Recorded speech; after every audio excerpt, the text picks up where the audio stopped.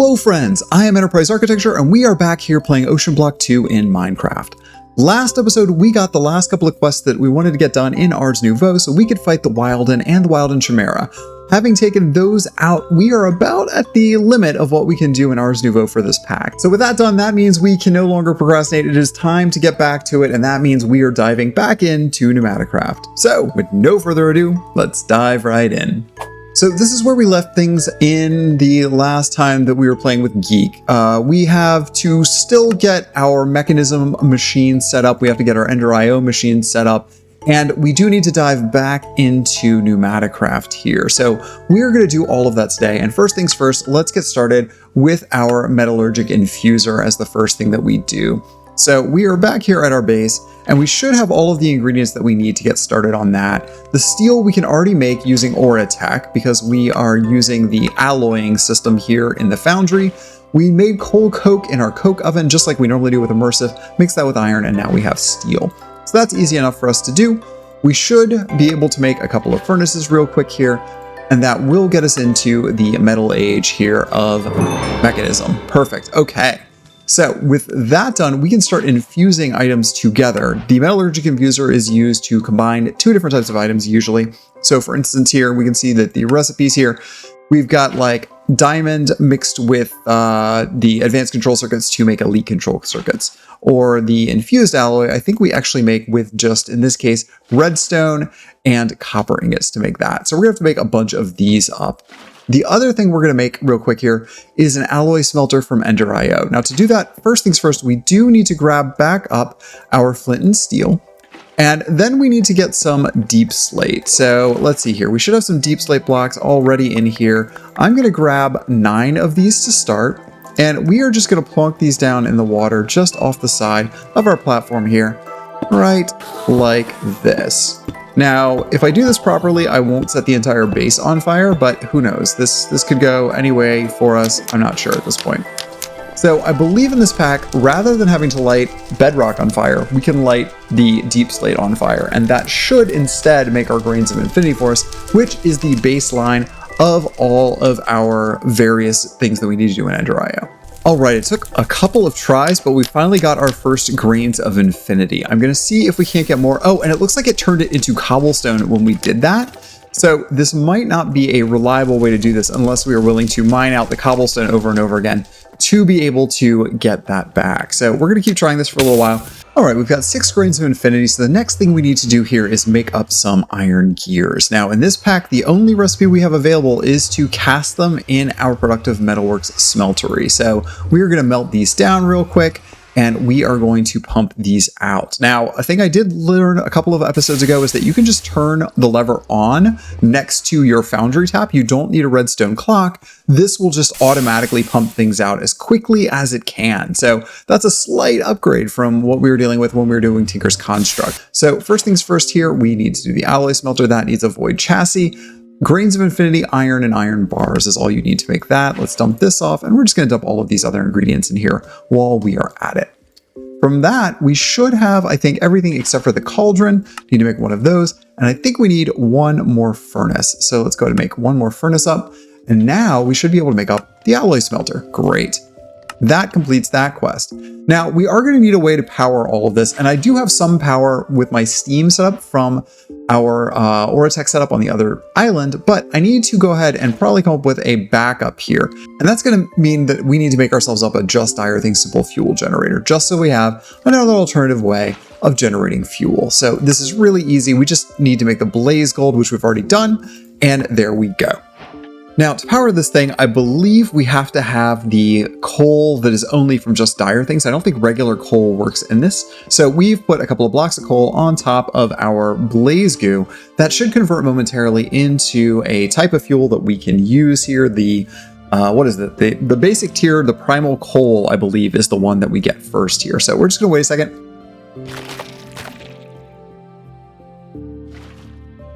Almost, and any second there we go. There's all that raw primal coal. So the simple fuel generator cannot use the blaze ember directly. Instead, what we have to do is take our primal coal blocks that we just made up, and then we have to put those onto here and turn them into blaze ember. The blaze ember we can then use to make our unrefined blaze ember fuel by taking polymorphic fluid and throwing our blaze ember in it.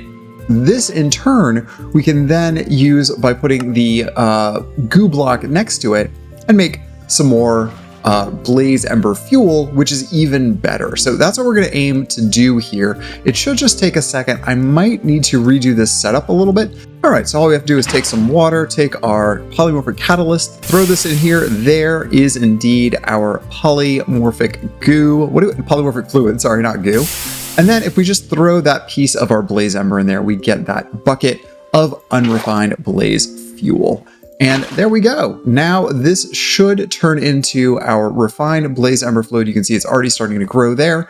And we're going to repeat the process right over here with another thing of polymorphic catalyst. All right, there's our refined blaze ember fuel. And now we just do this one more time here. All right, so here is our simple fuel generator. I think we should, that's the wrong ingredient. There we go. I think we can just put our basic fluid tank there, and now we have blaze ember fluid, and you can see that is making energy for us slowly but surely. It's ticking up there a little at a time. So that means we can then grab our energy pipes here. I think these will connect. Yes, they will. That's good to know. From Auratech, and that is how we are then going to connect our various machines up right here. There we go. So this should be able to get power, and this should be able to get power. Now it looks like this is getting energy, but this one is not, because we need a capacitor. Now, before Ender IO machines will work, you do have to make at least a basic capacitor to put in them. So we can do that. Can we make a double layer yet? Well, we don't have the energetic alloy. We're gonna have to make some of that up. So we come over here, we right click on it, and now the basic capacitor goes right here. And this should be able to start collecting power. Wonderful. So power is ticking up here, power is full here, power is increasing here. All right, so now we are properly onto Pneumaticraft. First things first, we need to make pressurized tubes. Now we're using compressed iron to do that. We don't have an easy way of making that, but thankfully we have a bunch already from completing various other quests. We can then take that and make our reinforced pressure tubes really easily here. All we have to do is wrap these around a piece of steel, which, as mentioned before, we have plenty of steel, so we can make some of those up. I'm just gonna do 8 for now. That's all we're really gonna need at this exact moment. Now, the next stage is to make adamant so that we can then make the advanced pressurized tube. Adamant is real easy for us as well, because all we need for that is going to be nickel and diamond. So let's go ahead and grab up some adamant for us. We're just gonna do a couple right now. Let's do 4 for now. And with that, we're just gonna use one piece of it to make the highest tier of our pipes, the advanced pressurized tube. That'll be able to handle plenty of pressure without exploding. So that completes those two. Now, we should then be able to make this, our flux compressor. This is going to be how we make pressure, I believe. So yes, we can convert electricity into basic pressure. Okay, so let's make that up real fast here. We're gonna add this to our shopping list. I believe we have all of the ingredients here. We have copper alloy nuggets we can make, because we've already made copper alloy previously. That is just, of course, a combination in our smelting here of quartz and copper, or we can do a more direct way of doing it now with our alloy smelter of silicon and copper. Silicon, of course, we make from quartz as well. I think there's a couple of ways of doing that, using quartz dust, using the enrichment chamber, etc. There's a couple of different things we can do. But for now, we've got that. All we're missing are these two pieces we need here. So let's go ahead and make a furnace. Let's go ahead and make a blast furnace. And then this requires a turbine rotor bearing from extreme reactors, which we're quite familiar with. We're gonna make 2 blocks of redstone for that. That gets us our turbine bearing. And you know what? Let's just take a second to marvel at this recipe. We've got vacuum tubes from Immersive Engineering. We have Pneumaticraft tubes. We have extreme reactors, and we have some Minecraft and some Invar gears as well. That is a wild combination of various ingredients to make this.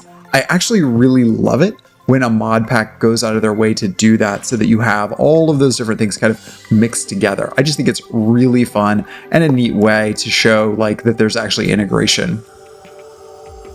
Okay, you hear that noise? That means this is already going. We are going to want to turn this off for now. And actually, let's go ahead and break it because this is way too loud. Okay. So that means that we were just like dumping pressure into the air. All right, only a couple of things left to do here. First and foremost, we need to build ourselves a pressure chamber multi-block. To start, we are just going to do a 3x3. That's going to be easy enough for us. This is saying we need 23 pressure chamber walls, and I think that that's probably more than we actually need to be able to do the basic one, but we should be able to go ahead and make this. We just need to make reinforced bricks, make that from reinforced stone, and we just need a minimum amount of our stone and compressed iron to make that. There we go, reinforced stone, all done, and then we should be able to make this up into reinforced bricks, which is what we need here. I'm just gonna do 16 to start, and then from those, I should be able to use them to make our pressure chamber walls here. Let's see here, where is that recipe? Right here, pressure chamber wall. There we go. Okay, great, there's do that, and then we'll do one more set real fast, just like that. Okay, that's more than what we need. We do need 2 pressure chamber interfaces. Let's add that. That's easy enough because we just need pressure chamber wall. And then we also need the valve so that we can insert our air into it. Let's go ahead and add that. We don't need 16 of these. 4 of these is more than we need. We only need 1, really.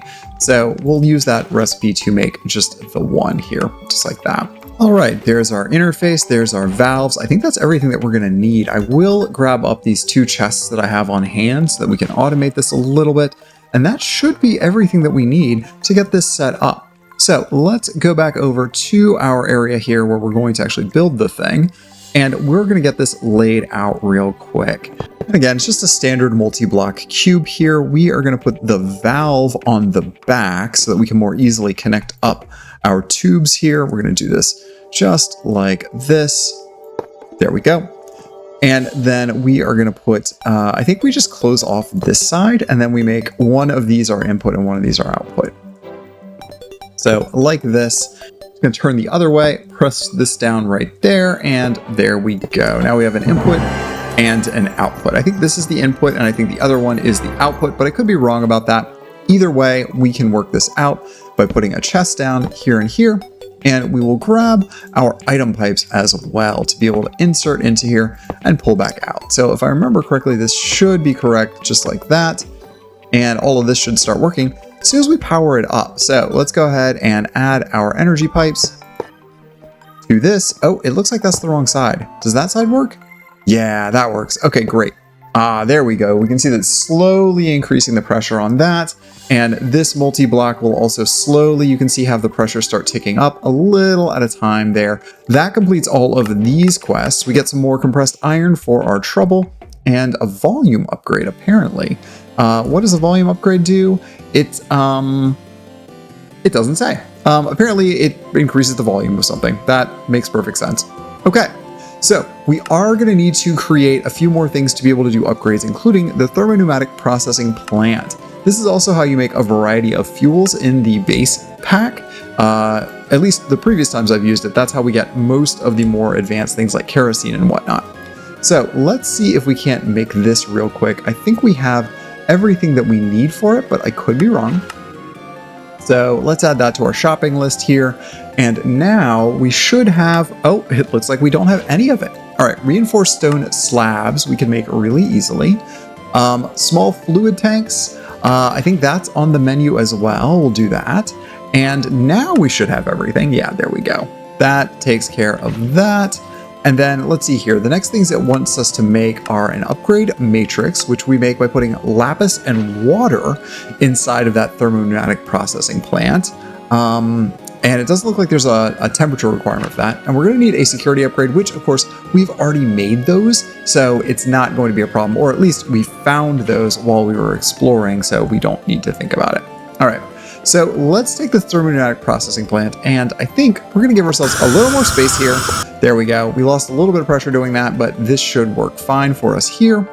Grab some water, and now we should be able to come back over here, put the bucket of water into the container here, and then we should be able to add a piece of lapis as well. And with any luck, let's see here, we don't have enough pressure yet. The pressure will slowly tick up on this. It's at 1.38. Once it gets to 2 bars, that will then be good to go. While we are waiting for that, we have a couple of other things that we should probably make here, including a pneumatic wrench. That's going to require a couple of items that we don't have made here. We'll do the lever real fast here. We will do an air canister, easy enough. And this is also requiring orange dye. Now, I don't know that we have orange dye handy, but if we're really lucky, I believe we might have an orange tulip. Orange tulips, of course, can give us orange dye. That's a great source of that for us. And now we should be able to make the pneumatic wrench. This is one of the basic tools you use in Pneumaticraft for opening and closing valves, etc. We're also going to make up the charging station that we need here. We're going to use this for a variety of things, including our pneumatic wrench. Grab that like that. There is that item. And then the last thing that it's going to require of us, we need to make a set of pneumatic armor up. And that means that we first need to make some compressed iron armor up. And so for that, we first need to make some leather armor up. Now, thankfully, we had made a lot of leather previously using our lasering setup. So this should be relatively straightforward for us to make all of the pieces here.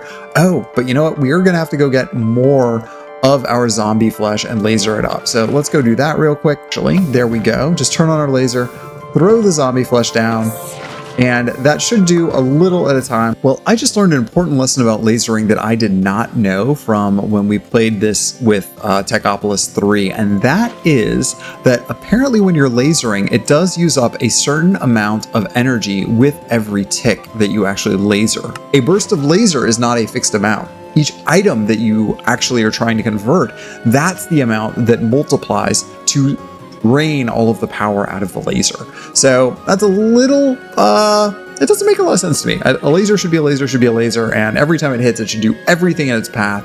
But because power is at such a premium for us in this pack, we were not able to do that. Oh well, we're fine. We will continue. So now we need to go ahead and make up all of these other various ingredients here. The compressed iron wraps around each of the pieces to make the next tier here. So this makes compressed iron chest plate out of that, and it looks like we're about out of compressed iron. Now, I did just realize that you can't use regular iron to make compressed iron in this pack. You have to use the cast iron ingots. And the easiest way to do that is to use a tempered glass jar and coal rather than cooking it over the campfire, as we had to do early in the pack. Another thing is that you can use these blue magma blocks to get a superheated heat source instead of a regular heat source. And that means when we are making these, this actually now will do 16 pieces at once with a single piece of coal, and it only takes a few seconds to do that. Superheated sources are all of these. We don't have beacons, we don't have a soul fire, but we can make a blue magma block really easily with soul sand, magma blocks, and lava. And as mentioned before, magma blocks are really easy because we can just use magma cream, which in this pack is literally just blaze powder and slime balls. So that makes a really quick and fast way for us to get cast iron ingots. So this is what's going to need to go into our pressure chamber. And just to show you real quick here, we are also charging up our pneumatic wrench on the charging station, which I have put down.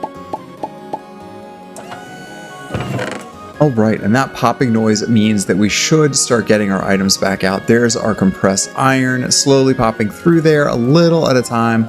All right, well, we keep running into a power bottleneck, and so I need to do something to resolve that. Now, we had gotten a thermoelectric generator from Immersive Engineering at some point in our questing. I'm not sure exactly when or where, but now we have one.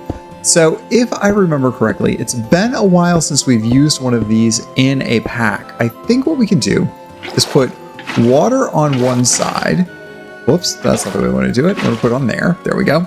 And then we can put lava on the other side, and this should start generating power for us, if I remember correctly. If we put an energy pipe on that, yeah, we can see there is power being generated right off of there. So what we can actually do is make a large series of these thermoelectric generators and then continue to generate power passively off of that. Now, the thermoelectric generator is relatively simple for us here. Let's take a look at this recipe here. All we need is Constantan plates, which is a combination of copper and nickel, some steel, which is easy to make, which we showed earlier with just iron and coal, and then copper coil blocks, which we make from LV wire, which we make, of course, from copper wire, which we make from cutting up copper plates with our engineer's wire cutters. Because we have not set up the metal press yet, we don't have that much power.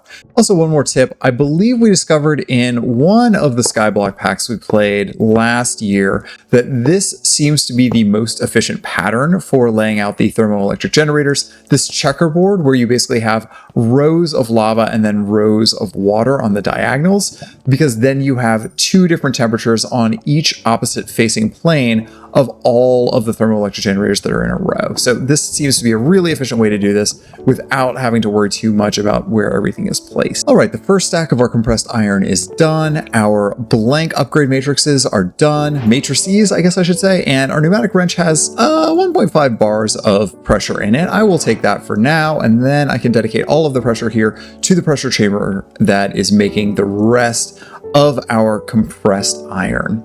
While we were waiting on those last few pieces of compressed iron, let's do a couple of things real quick. One, we had gotten a basic tier installer as a quest reward. Let's put that on our metallurgic infuser. There we go. And now we have an upgraded infusing factory. This means we can do 3 items at once instead of doing 1 item at a time. We're gonna put 4 pieces of redstone in with our copper, and that's gonna get our redstone alloy, our infused alloy, which we can then use immediately to be able to make up, we are out of power here, which we are immediately going to then use to be able to make up an energy cube to store some of the power coming off of our thermoelectric generators so that they don't just go to waste. All right, there we go. There's our infused alloy. Just need to wait for this last piece to come in here momentarily. And there we go. We are going to make ourselves up an energy cube. We do that by taking the infused alloy and put it on either side of some gold, along with a little bit of redstone. That gives us an energy tablet. Basic energy cube then just as a steel casing in the middle, more redstone dust, and more iron. There we go. We can use this to store the power that we're getting off of our system. Now, we should have everything that we need to complete making our iron armor here, our pneumatic set, that is. So let's see here. I've made up the compressed iron version of each of these, just compressed iron wrapped around each item. These do need a logistics core, and for that, we are going to need reinforced brick tiles. So wait a second, what are we missing here? Reinforced brick tile, reinforced bricks from reinforced stone. So let's see here. Do we need to make more reinforced stone? I guess we do. Let's take that out. We're going to go ahead and make up our reinforced bricks. And then from that, we'll make our reinforced brick tile. That we can then use to make these logistic cores. And actually, it looks like we are going to need another set of those. So let's just do one more set of reinforced stone. And I just did that completely wrong. Just like this. There we go. There's our reinforced bricks. Then we turn that to reinforced brick tile, and then we can make another set of logistic cores. We're gonna need 4, 1 for each piece of armor.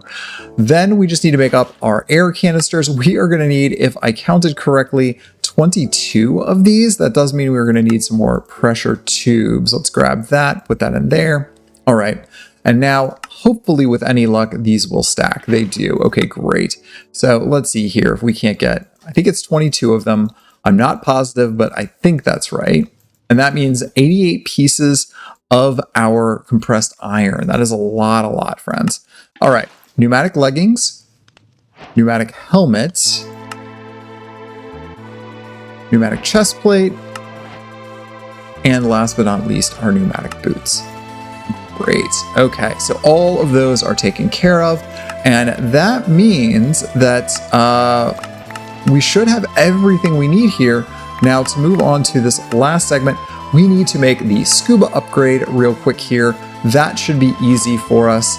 And then we're also going to need to make the depth upgrade. That should be easy for us. I don't think we have our energetic alloy made up. So I'm going to make up some of this real quick. Redstone, dust, gold, and glowstone. And the other thing I'm going to make up is our compressed iron gear, which I think actually we can just make that right now. We shouldn't need to do anything for that because we don't have to make this in a cast. Okay, great. So let me grab up the other things that we need to do, make that energetic alloy real quick. There we go. This should start alloying for us here. The energy cube is now put in place here, and I've got it configured so that we're outputting from the front and inputting from the back. It looks like the scuba upgrade also needs fused quartz, which we can just make in our alloy smelter. So let's go ahead and make up a bunch of that as well. At least we're going to need 2 pieces of it here for the scuba tank. And there we go. I'm going to pop the other ingredients back in here so we can make more energetic alloy. I'm sure we're going to use it for other things, whether it's Ender IO pipes or whatnot. I don't know what's in this pack, but let's go to make it anyway. Now we should just be able to make our air canister, and then we can make the scuba upgrade. Perfect. And last but not least, we should now be able to make the last piece of adamant that we need, and then we can make our depth upgrade just like that. Perfect. All right, so we've put our iron armor on, and now we should be able to then upgrade this armor with our various items in the charging station here. So, oh, I did not mean to throw that. If we take an individual piece of armor here, I think we can put this in here. There we go. Now we can manage our upgrades, and we should be able to put the scuba upgrade in the helmet. There we go. This is now getting pressure, and it will be good to go. We also have the depth upgrade. It looks like this goes in the leggings. So if we swap out the helmet for the leggings, we can put the depth upgrade in it. And so with that upgrade, we now can go deeper into the water. It looks like we also have the option to add some of these other upgrades. So for instance, we have life upgrades. We can add this to this, and it should give us more durability to the armor, I believe, and then armor upgrades, which should protect us more. So let's go ahead and maybe add those in while we are at it, just like that. There we go. All right, well, we are fully armored and ready to go at this point. We can recharge our armor here, and then we can start diving into the depths, and that means we are just about done with this particular section of questline. That means we've hit the halfway point, and we should be able to progress to the next session of this pack next episode. But for now, that's the end of this episode. So thanks again for watching, and we'll see you back here next time. Bye, friends!